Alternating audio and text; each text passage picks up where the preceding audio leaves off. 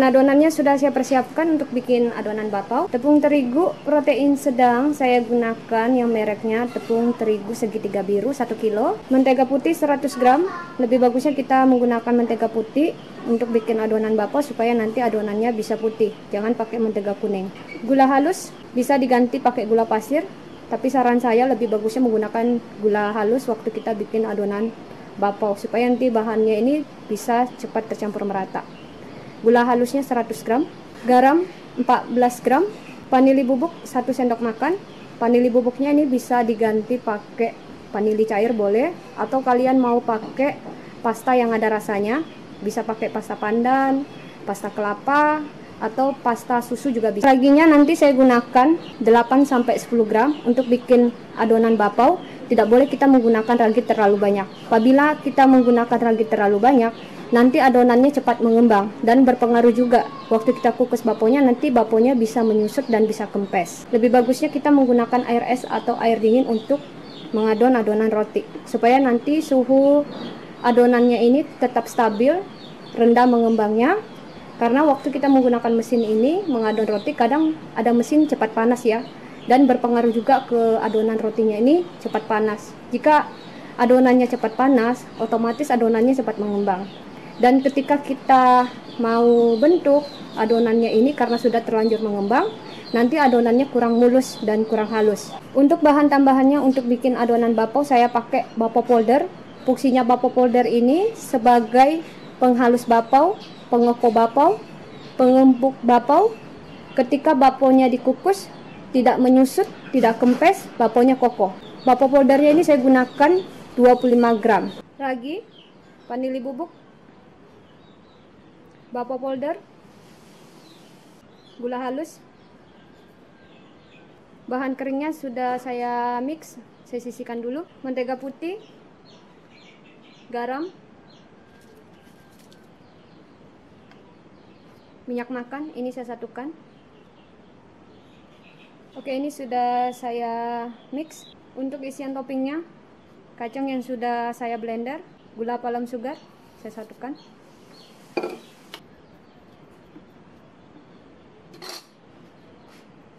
Kacang sama gula palem sugar sudah saya satukan, saya sisihkan dulu. Bahan adonan keringnya saya masukin di wadah mesinnya. Selanjutnya air, ini kita tuang sedikit dulu ya. Selanjutnya saya mulai mengadon adonan bapaunya, saya nyalakan mesinnya.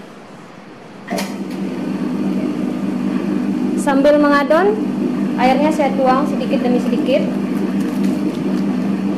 Jangan sekaligus, supaya nanti kita bisa tahu adonannya kekerasan atau kelembekan.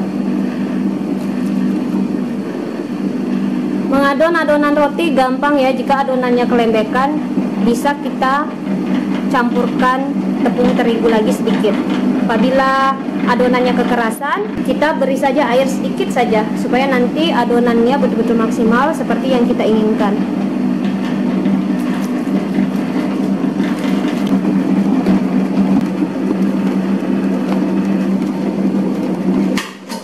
Mesinnya saya matikan dulu. Jika adonannya sudah setengah kalis, boleh mentega putih, garam, dan minyak makan kita satukan sama adonannya yang sudah setengah kalis, kita adon. Mesinnya saya nyalakan, diadon sampai adonannya tercampur merata, adonannya kalis.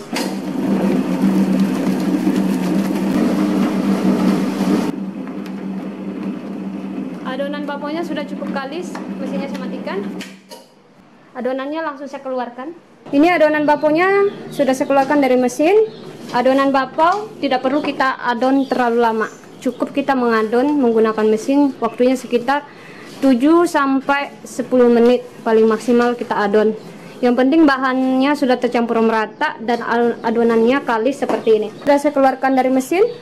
Seperti ini tekstur adonan bapau jika kita mengadon menggunakan mesin. Jika ditarik, lentur tembus pandang seperti ini. Oke, adonannya sudah saya bagi-bagi. Lanjut saya bulat-bulatkan, gampang, tinggal dibulatkan seperti ini.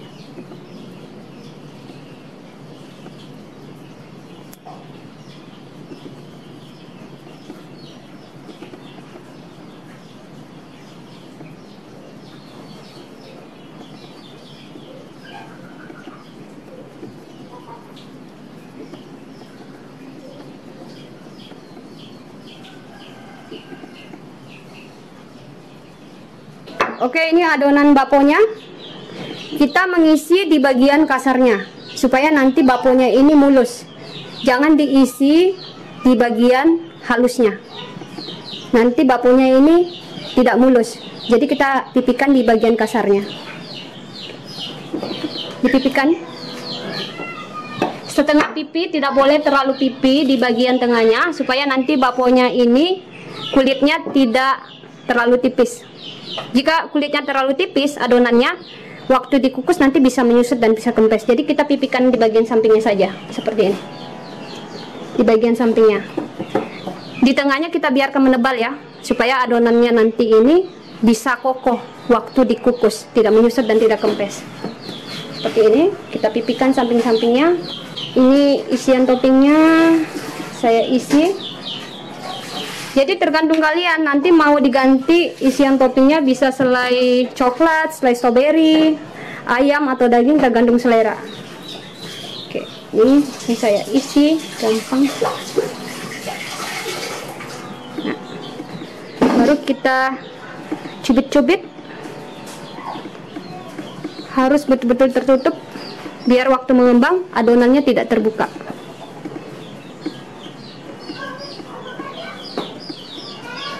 Seperti ini. Ini adonannya mulus. Ini kertas pengelas baponya. Diletakkan harus pas di tengah seperti ini. Ini boleh langsung kita proofing, waktunya sekitar 1 jam 35 menit. Oke, langsung saya proofing setelah diisi. Baponya sudah mengembang, ini saya kembangkan waktunya sekitar 1 jam 35 menit, mengembangnya 2 kali lipat seperti ini. Ini boleh langsung dikukus. Sebelum dikukus saya mau kasih pewarna merah.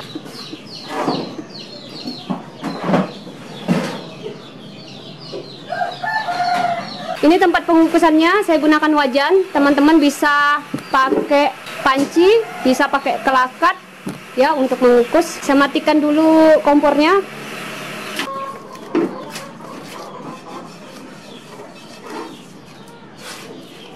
Untuk mengukus baponya, penutupnya harus diganjal.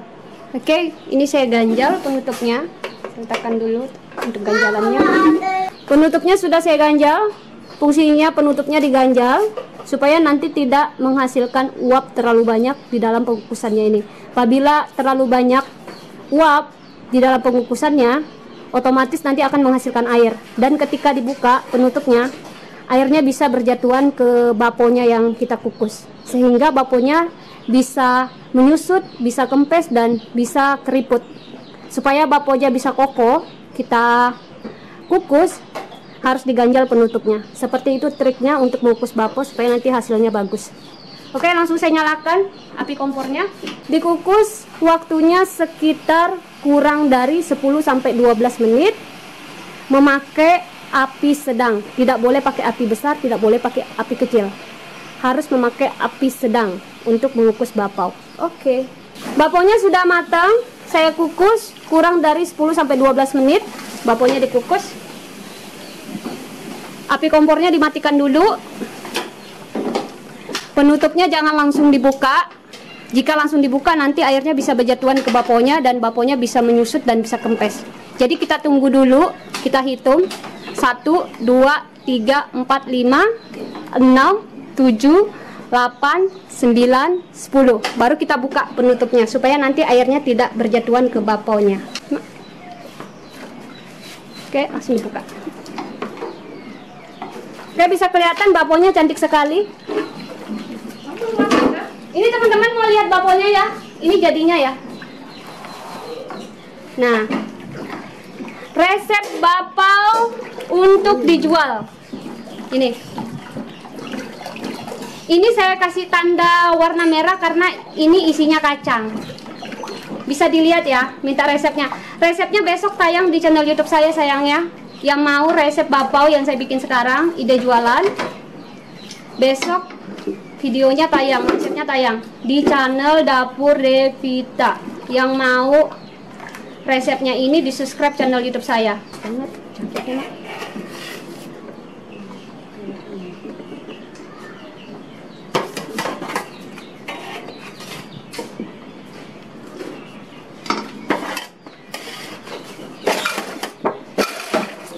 Baponya sudah matang, kita sama-sama lihat tekstur baponya. Ini saya pencet baponya.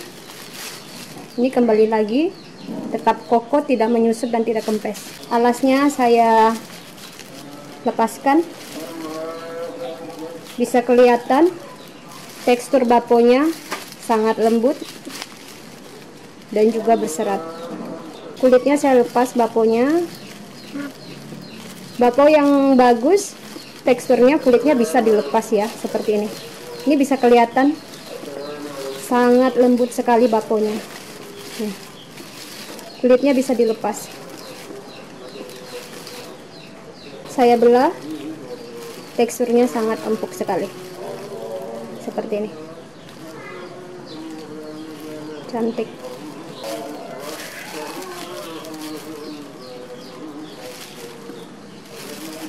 Selamat mencoba bikin di rumah. Nah, aku mau minta tolong.